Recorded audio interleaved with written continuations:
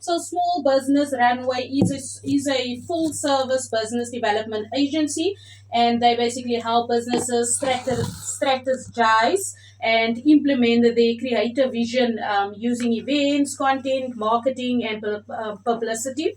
And the growing agency is driven by passion, and they love creating unique content and events that thrill and engage consumers. So, here to tell us a little bit more is the founder of Small Business Runway, Tina Madonsela, and she's just going to be telling us a little bit more. So, good afternoon. Did I say your name correctly? You actually did. That was very good. I'm impressed. Okay. Okay, so thank you very much to me. Let me take that applause. So, Tina, how are you doing today? I'm good. How are you? Can't complain at all. It's just hot, and yeah. You said you can't complain, then you just complain. That is not complaining. We want to be by the beach right now. Right. Wow. That is where we want to broadcast. So, firstly, as an entrepreneur, as the founder of Small Business Runway, if you can just tell us, like, what inspired you to want to become an entrepreneur, firstly? So thank you so much, Jasmine. Let me just mention that it's a pleasure to actually be hosted by another woman on the other side. Girl, I see myself. I've been in that seat, and it's an honor to actually be now on the other side, right? So, my journey in business actually started when so I basically ran this like marketing agency. I say I ran it because I worked for somebody who had a full-time job. So they were in the marketing agency as a part-time job. And so I was there doing their sales. So I was an account executive. And I basically ran the office. So when I say ran the office, I mean, I'm doing the sales, I'm doing the marketing, I'm doing everything, social media. I'm literally, kind of getting all the clients, all of it. The only thing I didn't do was invoicing. I still say, if that man is out there. But I mean, and I thought, oh my God, this is easy. Like, I'm doing it already. Like, why don't I just do my own thing? Because you're seeing the numbers. I'm bringing in those contracts and I'm only getting like a fraction of that money in like commission, right? And I was like, no, man, this is easy enough. Let me, do my own thing. I jump, I resign. And then this is 2013. And then I start my own business. And then I'm like, okay, this should be easy. I struggled. I had to spend money just setting up websites, setting up company profiles, setting up, the whole business, just to, seem professional, and all of that. And I spent a lot of money, but without making any money. And those clients that I thought I could get, because it was easy when I was working for someone, I could pick up the phone. Hey, I'm this person from the marketing company, and this is what we do. Do you want to work with us? When I did it for myself, it was a whole different ball game. And I went from pillar to post. I went to government institutions. I went to different marketing events, just to try and see if maybe networking opportunities, meet some of these decision makers. Girl, it was a struggle. And then I just decided, no, man, there has to be a place. There has to be a place where entrepreneurs can go, especially if they're starting in business, where they can actually just like get at least the basics, at least the fundamentals, at least let me make some money, without spending so much money. Because everywhere I went, website is like 5,000 Rand, business profile is like another 3.5. Somebody else will come and say, no, you don't have the right website, do this website, get a WordPress, then you're spending another. It's like, you know what I mean? Just spending. So I was like, no, man, there has to be a central place where entrepreneurs can go, where they can actually just walk in and get most of their services just to start at least, and then make money and then, progress from there. So it was birthed really from my struggle. I wanted to create that hub. So fast forward, I mean, I went back because the business obviously didn't go well at the time. I went back to work, a full-time job. And then I decided, no, you know what, let me just literally... It was in 2019. I was like, okay, fine. Now I'm down in the tools. Let me create this hub. Let me create this place where entrepreneurs can go to get help. So I've kind of become that, and that's what Small Business Runway is. It is a platform. It is an agency. We call ourselves a business development agency. What we really do is help people in especially their startup journey, to actually get all their basics in order, help them to register, help them to get their compliances, help them to get at least the basic, kind of marketing and the strategy, help them with sales, help them with social media, help them with PR even. And that's basically what we've been doing. So, do you feel the struggle was so intense for you because, like you said, you've done everything. You were basically the owner. Yes. So you basically did everything, but you Yes. weren't getting paid that money that you are Yes. due. So, do you think it's because of the brand that you were struggling so? Because, like you said, when you open your own website and all of that, and when you approach individuals, because you already had that client base, Yes. but they didn't want to work with you. So, do you think it comes down to the brand? I think it comes. That's a very interesting question. I think probably branding has a lot to do with that. But I think if I'm to be completely honest with you, even myself when I'm on the phone and I'm speaking on behalf of somebody, there's a little bit more confidence. There's a little bit more, like, I'm more comfortable. I'm more confident to like express myself because I'm not the owner of the company. Quite frankly, listen, I'm If just it the sales fails, exec. it's Like not if gonna it come back fails, to me. it's not gonna come back to me. And all of a sudden, when that responsibility is on me, then it's like, oh my god, like there's a little bit of desperation. There's a little bit of like, I need to make sure that this person, I need to get hold of this person. I need them to talk to me. I need them to listen to me. So yeah, that energy is that. But I think branding does have a lot to do with it as well. And as a woman, because it's quite interesting listening to you and explaining your challenges that you were faced, and it doesn't sound surreal why it didn't become successful at your Yeah. first try, Yeah. because you had all the tool sets, you had all the equipment. Yeah. And it also comes down, I don't want to bring this up, but it also comes down to, do you feel it is because you are also a woman and you are the name of your brand now? So, do you feel that is one of the obstacles that could have prevented you from getting those clients that they're able to work with you? Chaz, you're becoming a little bit controversial now, okay? I'm joking. I love it. So I don't necessarily think it's because I'm a woman. I honestly feel like in a job, because there's a security of the month end salary, what happens in between, if I don't get any sales today and tomorrow, it's not a big deal. If I don't have a meeting this week, it's not that big of a deal, because the responsibility of running the company doesn't rest on your shoulder. You will still get your salary. Maybe you might not get the commission for that month, but you will get your salary at the end of the month. So I think it's really just the confidence to say, this is who I am, this is what I'm doing. Because remember, I was just starting it. It was my first experience, my first rodeo in business. So I was like, obviously I had the confidence and all of that, the background of sales and knowing how to run an office. But I think honestly, it was more of it was a mind thing more than anything. You know what I mean? It was a mind thing. Whether women have a more difficult time converting sales because they are women, I think is maybe another conversation to have. But I think for me in this instance, it was just too much pressure too soon. Also, maybe I was very young as well, and also the desperation of, I need to get this thing done, because the days are going, and you're panicking. You can't get hold of people. When I was working and I couldn't get hold of people, you just put it in your CRM to call them tomorrow. You know what I mean? It's simple. You just put them in that.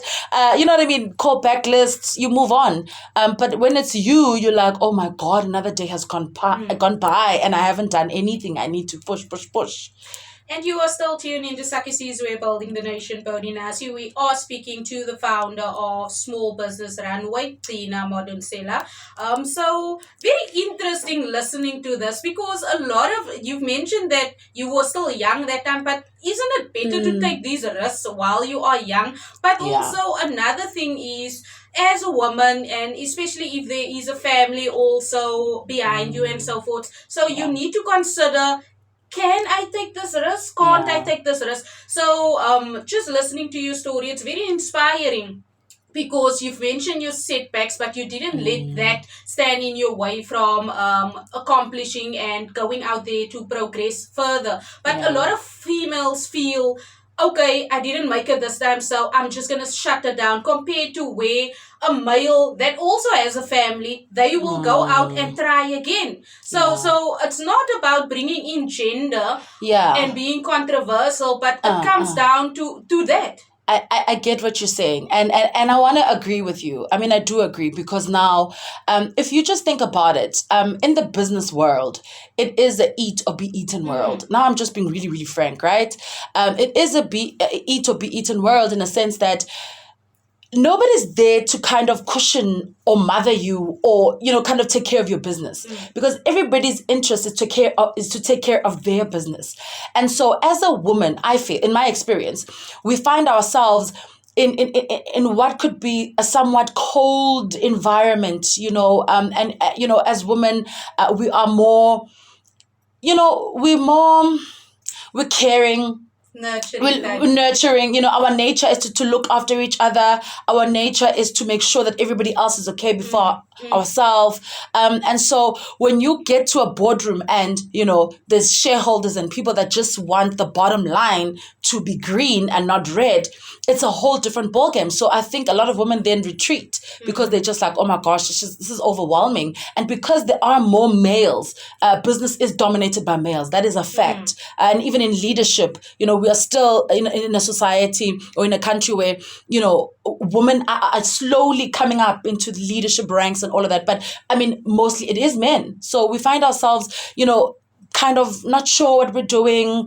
Because right now, Jazz, if you can just think of any successful businesswoman, how many of them can you actually just think of from the top of your head? That's not a lot. It's not a lot. I can count on my fingers. Exactly. But when we think about the men that have been successful, we can talk about the brands. We can talk about Drip. We can talk about Batu. We can talk about Legends Barber. We can talk about so many big businessmen, but there aren't a lot of women in that space as well. And if there are women that are successful, there's actually a man behind it. Also, if you noticed, Connie and Shauna Ferguson, we've got the likes of Cara Bauer and her husband, then it's like there's a power couple. But women just standing on their own is not that easy for us. And then we'd rather just retract and be like, no, babe, you know what? I'd rather just go home, nurture my kids. That's more comfortable. That comes naturally to us. So, but that is why you are here, Stu. I know. I'm trying to break the barriers. I'm trying to be like, guys, come on, let's go as women. That is why I'm so glad that you shared your greatest setback in order so that people can see. But it's not easy. But you need to try again, because if you're going to succeed at the first round, you're never going to be able to be successful at the end of the day, because failure makes you successful at the end of the day. It does. Because it makes you stronger, it makes you wiser, it makes you want to be more ambitious. But if it's going to succeed first round, then what are you learning? And failures across board. I guess men fail, women fail, business as a whole. A lot of successful business people have a lot of businesses they've started and, it failed somewhere, somehow. I think failure, I mean, for me, I'm one person who doesn't take no for an answer. I think the people that do know me closely know that it's just for the world to find out. But I'm just saying to you, Jazz, if there's an opportunity for us to get in there, especially as women, let's go in there. Let's at least try. Let's attempt. I'm doing it solo as the face and the brand of the small business runway, but I'm hoping that can inspire more women, more younger women to come into the space of business. At least try, like I'm saying, you know what I mean? And you're also opening that gateway, because like you said, it's not easy for someone to become an entrepreneur because of everything that needs to go in. Your business needs to be registered. So it's a lot of hard work that you need to put in. And not all people know exactly where to go. And here you are creating that opportunity for people to say, okay, but I'm going to help you through the whole process. I'm going to be holding your hand through everything. Just getting, as your company is basically getting ready to launch its app to amplify small businesses, to strengthen the entrepreneur ecosystem. So if you can just tell us a little bit more about that process and how people can utilize the services that you are rendering. So I'm very, very excited to actually, I mean, this is literally the second time I'm mentioning this in a media interview. So it really, really is exciting for us. What is happening is that Small Business Runway is launching an app. We're doing that. The app is going to be officially live on your Android, iOS, and Huawei on the 1st of December. So people can look forward to that. But essentially it is us saying, because we deal with a lot of small business owners, we've seen some of the struggles that they have. One of the biggest struggles is access to funding or finance. That's what we're trying to deal with, to say, okay, let's see if we can actually have more accessible finance and actually have it more accessible to women, right?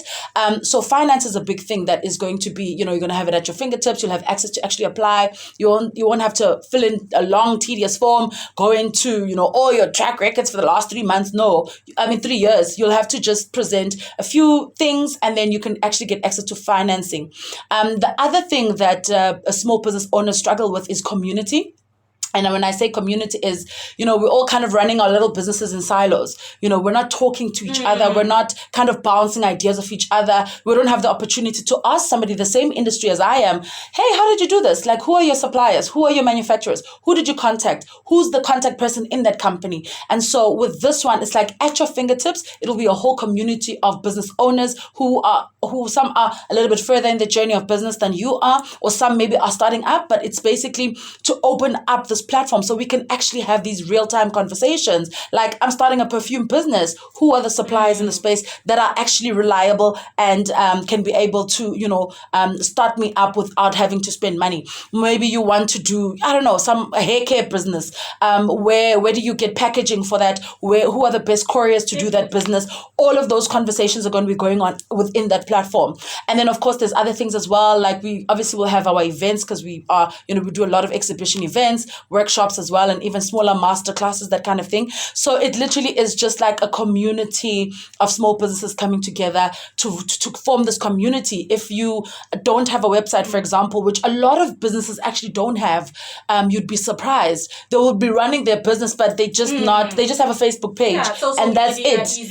Is there. So that's it, right? Which is great. But now we're saying, okay, you can then maybe have your own website within our platform. So you can just quickly register, put in your company logo, your product, all the details about how to purchase your product, and that will stay within our website as a listing or as a business directory. So if anybody wants to buy from small businesses, they can just log onto the app and buy. And I feel that is important to have that website, because if I want to verify an organization or a company, that is where I'm going to go to verify if this is not a scam. Exactly. We say in South Africa, so let's just be realistic of all the scams. Because it's no use looking at social media, but I want to see, okay, but there is a website that can correspond to what you are saying and so forth. And what's if nice, I don't Jess, get that website, I know I'm not going to invest my money here. Exactly. Because, what's nice is that we'll also be able to rate suppliers within the app. Obviously, we'll vet the rating. If this is a genuine person rating your business or not.